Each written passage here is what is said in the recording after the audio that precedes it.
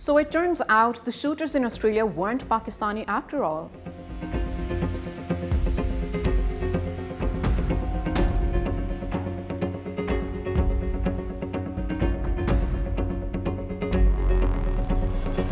In the immediate aftermath of the attack, accusations flew loudly. Social media erupted, outrage spread rapidly, and headlines rushed to point fingers at Pakistanis. But now the facts are out in the open, and guess what? The father and the son accused in the Bondi Beach shooting were in fact of Indian origin.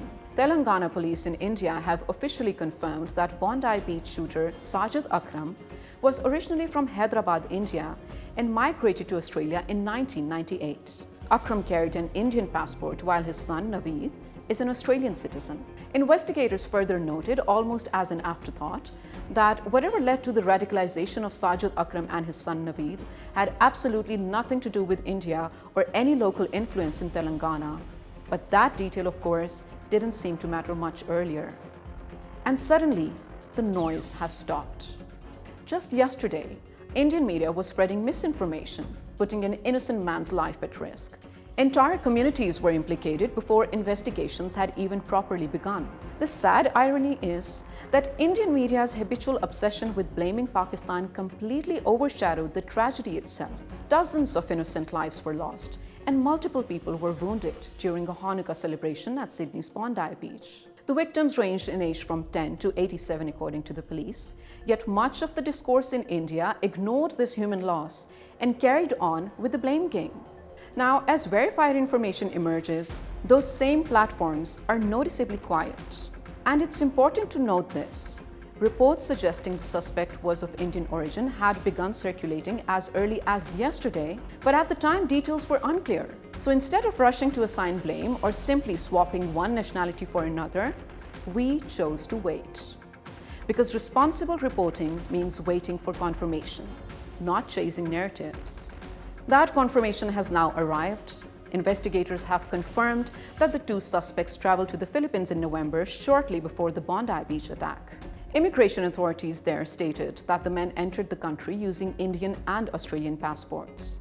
Sajid Akram, 50, traveled on an Indian passport, while Naveed Akram, 24, traveled on an Australian passport. In short, the father-son duo accused of carrying out the deadly Bondi Beach mass shooting spent nearly the entire month of November in the Philippines, with Sajid Akram entering as an Indian national. Authorities in Manila confirmed that the men were in the Philippines between November 1st and 28th, amid reports they may have traveled there to receive military-style training. Their final listed destination was Davao, a major city on the southern island of Mindanao. Mindanao, the Philippines' second largest island, has long been a hotspot for insurgent activity and is home to several Islamist militant groups. Police initially suggested the gunmen may have been inspired by the ISIS ideology after discovering two homemade ISIL flags in a vehicle linked to one of the suspects. However, any confirmed affiliation remains speculative. It was later reported that one of the gunmen, who was shot dead at the scene by police, was a licensed firearms holder who met the eligibility criteria for gun ownership.